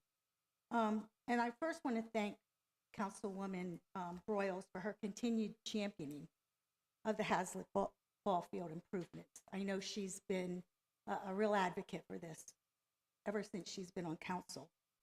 When I saw this on the agenda, I was really pleased to, as I know the topic of restroom facilities for the ball field has been a concern for some time. I do recognize that there are actions underway for a permanent solution enabled by the planned sewer line. However, this is still some way off, I assume, and the season for the ball field use is well underway. Therefore, I would like to ask the council to support the most appealing, in my opinion, proposal for temporary restrooms by approving the option of a trailer restroom versus the portalets, which you just spoke about the issues that you've had with those in the past. Now, I don't know how each council member is considering those topics, those things they saw in the attachment, but I wanted to speak to this because once you start deliberating, which you've already started talking about, there really is an opportunity, and I'm kind of glad that I'm speaking now, because there is an opportunity if you're sitting in the audience to bring your points forward sometimes when you hear the discussion. So I'm actually trying to anticipate what some of the roadblocks or the concerns for that trailer option might be that you might raise. The 2 points come to mind from things I've heard stated in the past. One is that not many kids from Hazlet are actually playing on those fields. However, as our communities grow, we know that the number of children who will be playing ball probably will increase. And the second point would be that the cost is too much for this higher quality solution that benefits only a small percentage of people. So let me address those concerns with my opinion, using some other examples of things that the council has supported for years. So for example, we know we just talked about the Easter egg. Consider 5 of the events held in the park, budgeted over the course of 2024. I'm confident that these events are not attended exclusively by Hazlet residents. In fact, I suspect that a significant majority are from outside our city limits. Now, I love that Hazlet does this, so don't misunderstand. I think these are great events. I'm glad we do it, and I think we should continue. But we don't concern ourselves with the who when Hazlet spends money to host those events. The cost budgeted for those 5 events totals about $80,000. I looked at the budget, with additional maintenance resource perhaps of about 6,000. So it's a total of 86,000 in expenditures for those events. Well, some cost obviously is offset. The estimated revenue I saw was about 24,000. There's still substantial cost to the city, and that's for about 20 hours of what we have as an advantage for those events.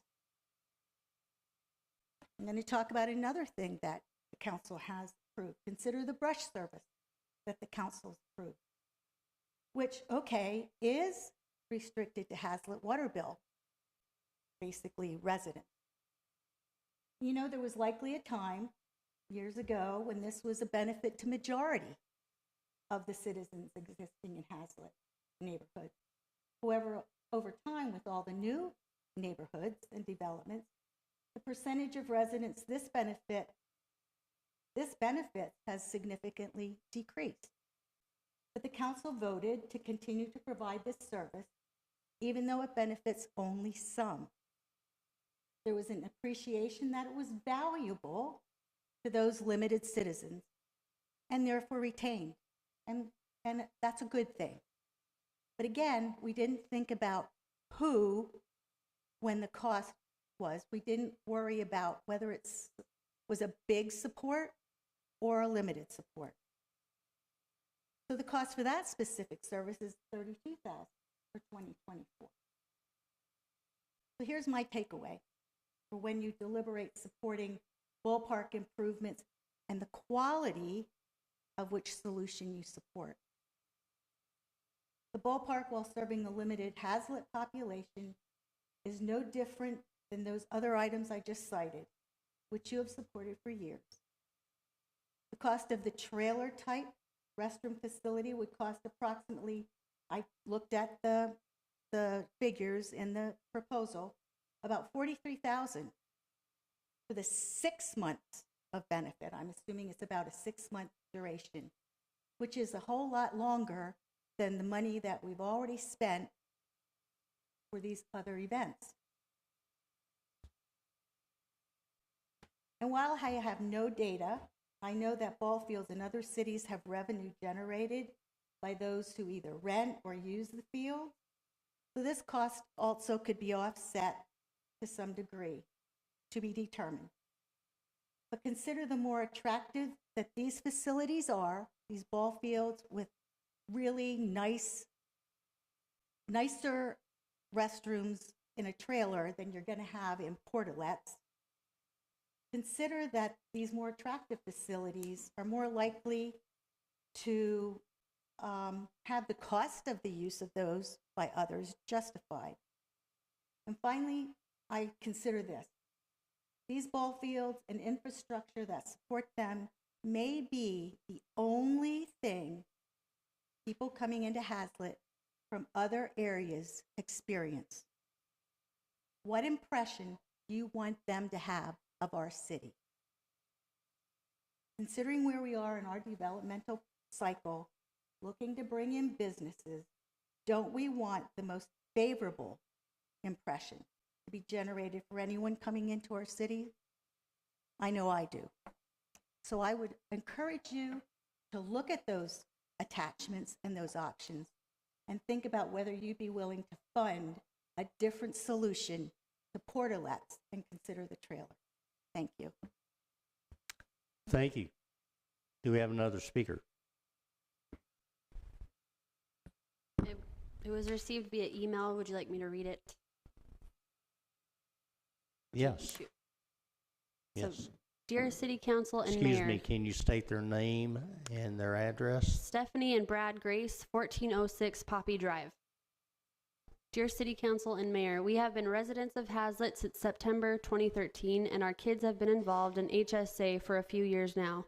We would love to see an improvement to the portable bathroom issue. I know we don't have a sewer, but I feel like there's some in-between options for what we have now. Since our fields are not ADA accessible, I know from experience of taking my 95-year-old grandmother to the portable, getting her out of the wheelchair and able to use them was a terrible process. I feel like we can do better for the kids and families. At opening ceremony, one was completely unusable due to the interior conditions.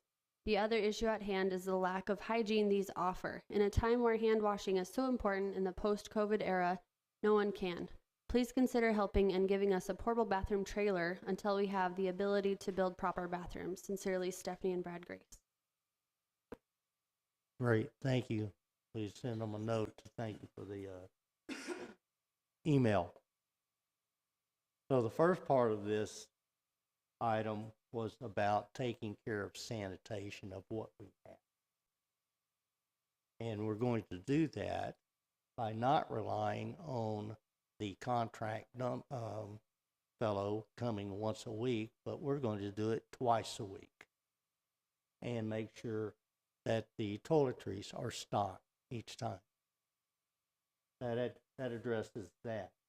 Now this part two, I think there are three pieces in there. One was with the existing portlets is having that contractor come out twice a week.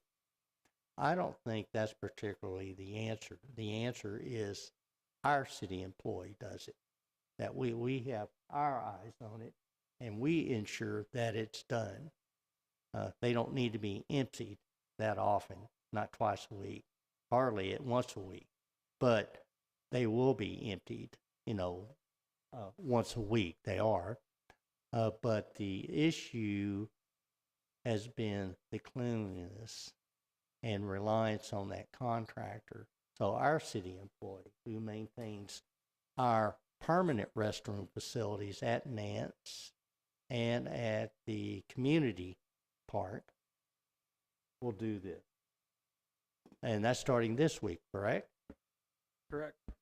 And so the part two of this is, and that would be an issue whether we had portlets or a nice trailer, is the care of it. Give me 1 minute. So we've addressed that, the cleanliness. We'll take care of that with our employee on top of what the Can we ask on contractor that, does. though, before you go to the, Say it again? can we ask on the cleanliness? Can I have a couple questions on the cleanliness? Sure, go ahead. Before we go for the other one. I think I've told a couple people this. Unfortunately, I had a toilet business way back probably 40 years ago with a buddy of mine. My question on this, on the cleanliness, is are they coming out and swapping out each week? Or are they coming out and actually just sucking it out and cleaning it every single week? They are cleaning weekly. They're not switching them out. Okay, how often do they switch them out?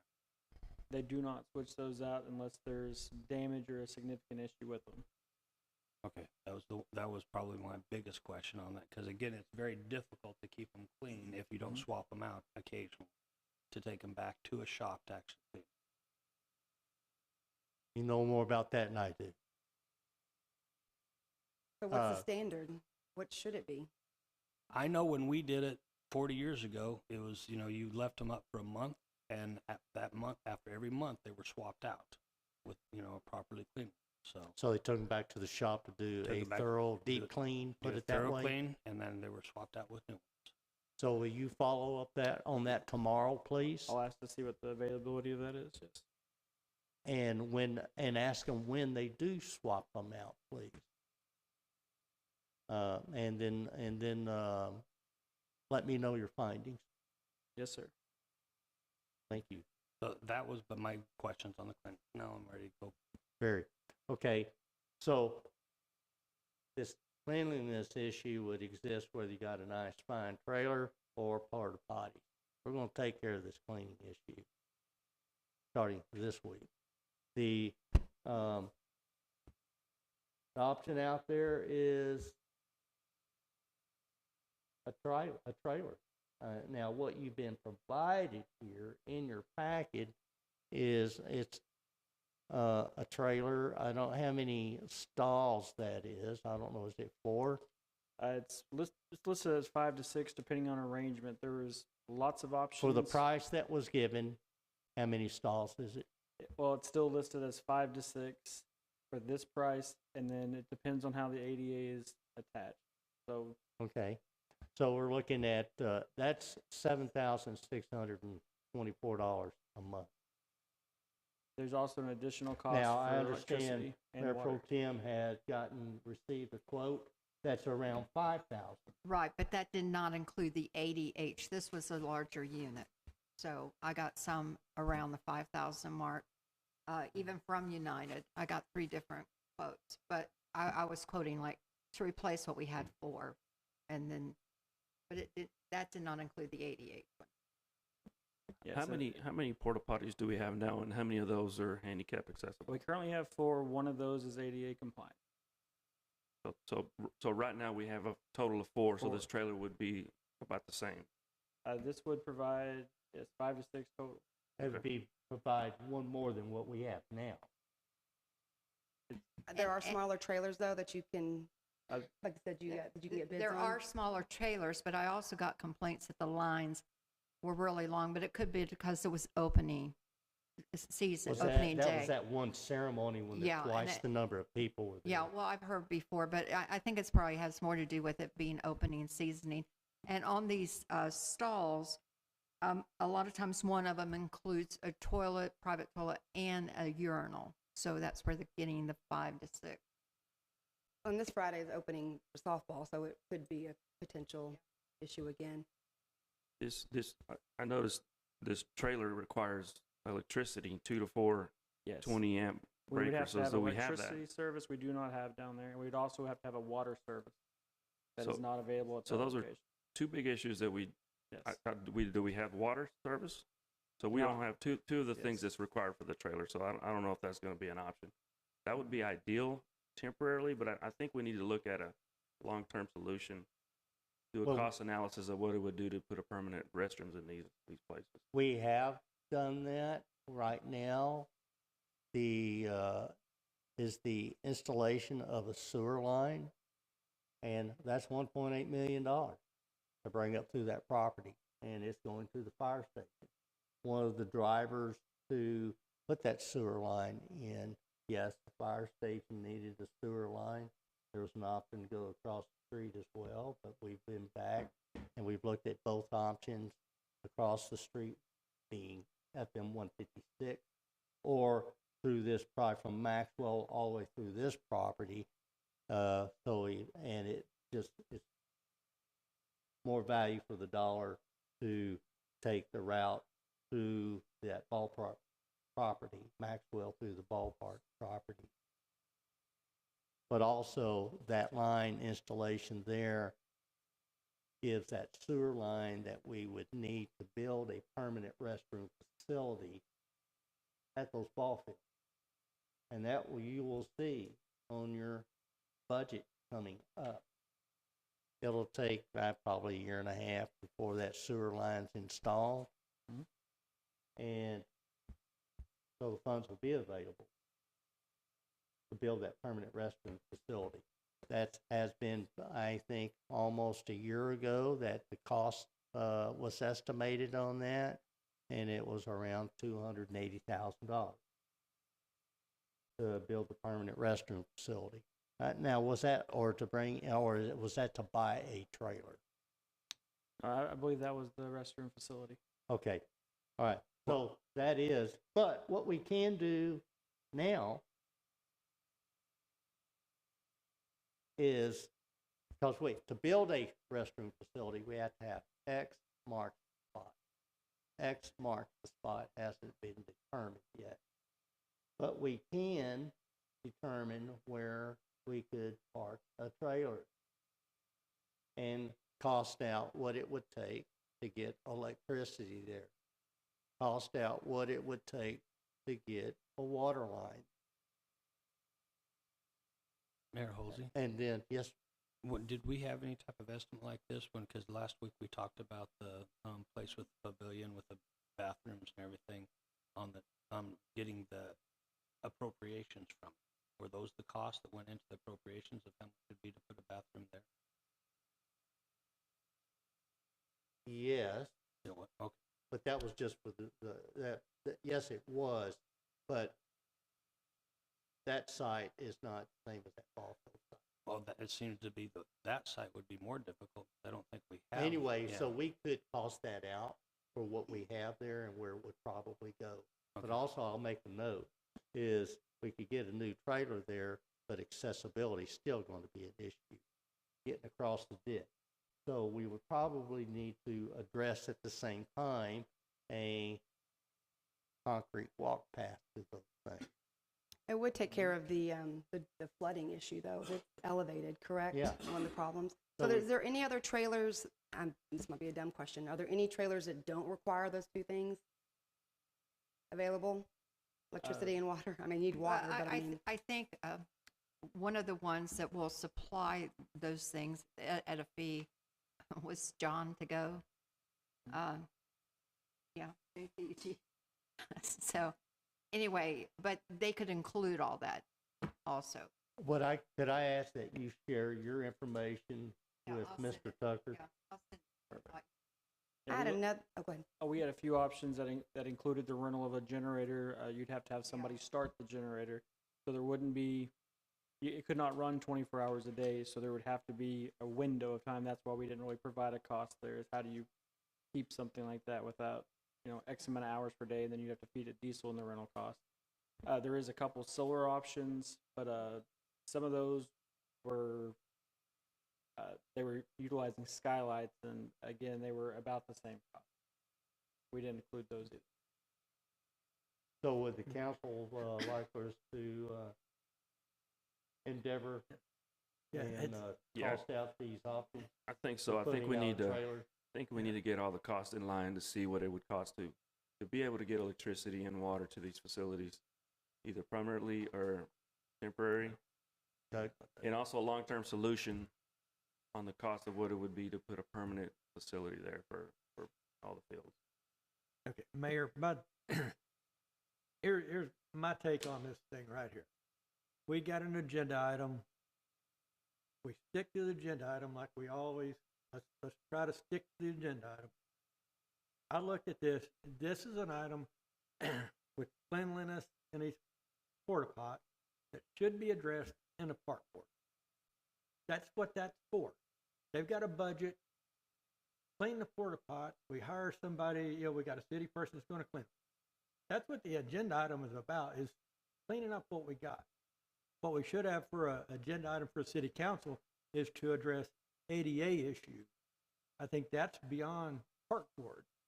Then we're getting into serious, that's criminal act there if you don't comply with ADA information.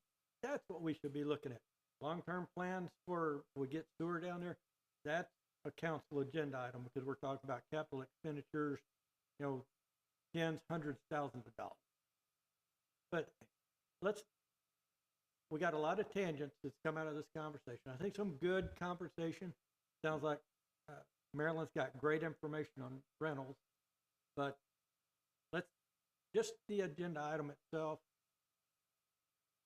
Here, let's address this, and then let's put on future agenda items on the bottom of the list some of these tangents that we've talked about. I hear what you're saying, and I allowed this conversation. I know it says ball field portalets, but also in this package, we included cost. Right, it wasn't just the associated- maintenance. Sorry. Excuse me. With that. So I don't think we veered off the topic, but I understand exactly what you're saying. Thank you. I understand exactly what you're saying. And park board's got budget for porta pot. Park board is not the appropriate. They don't direct public works as to what to do. But we got public works in there to work with them on this stuff. But this is being handled appropriately. Anyway. All right. Mayor Halsey, that kind of. Excuse me just a second. So is that so we addressed that. We are going to do some work to bring before the council on other solutions that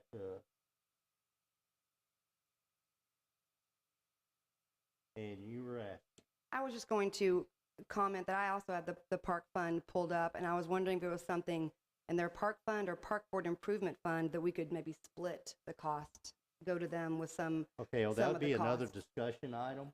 That's not part of this topic. So the I Parks, the understand. Parks We'll Board, put- yes, I was kind of in agreement that the Parks Board could have been we approached will, with this. we'll put that on another agenda item. Okay. But in honoring what Mr. Councilman Horrick's saying, let's stick to the agenda, but I have viewed that addressing those other possibility of parlets was part of this, especially once we included the material.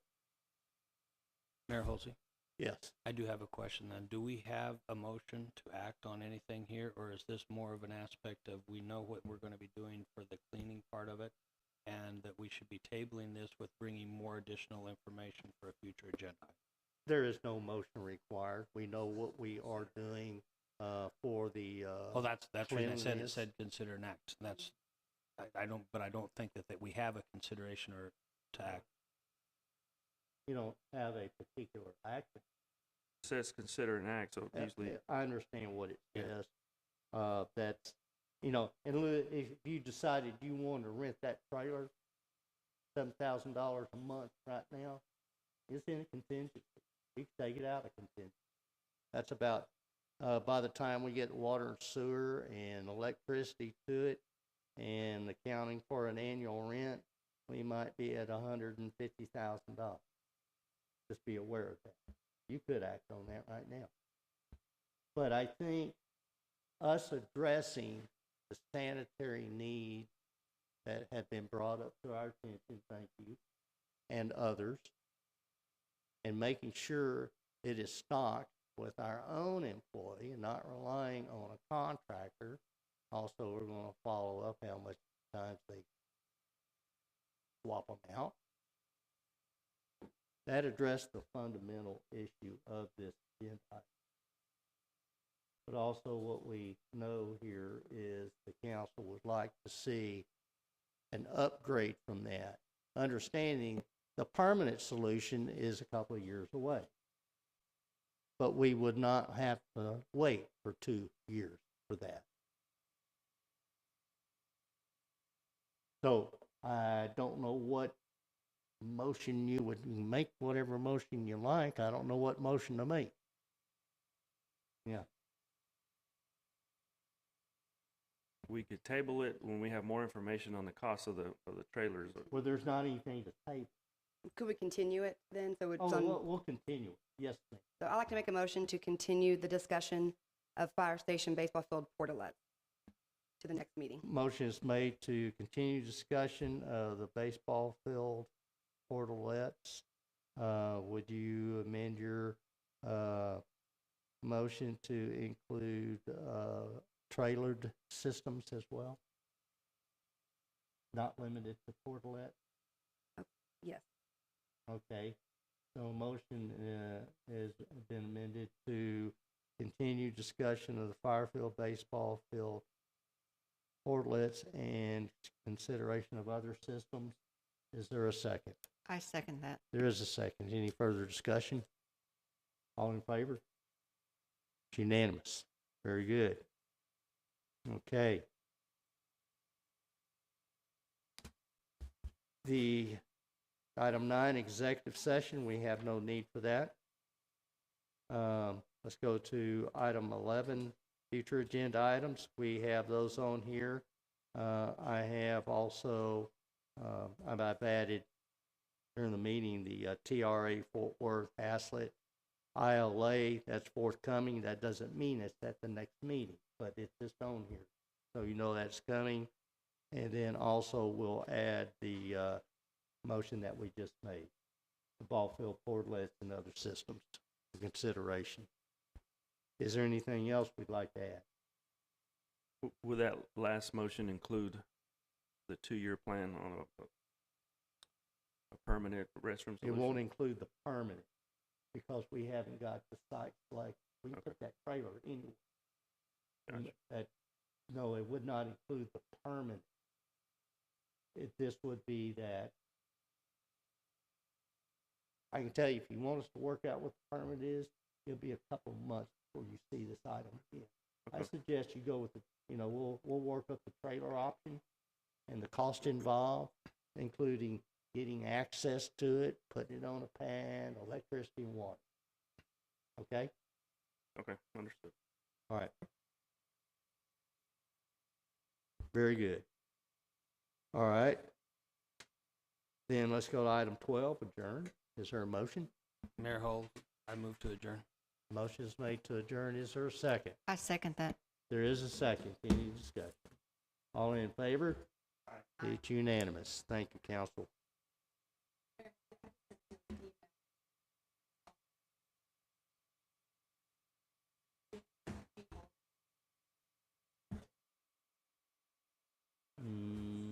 I don't recall. I just said. Oh, okay. Meeting's concluded at 9:11 p.m.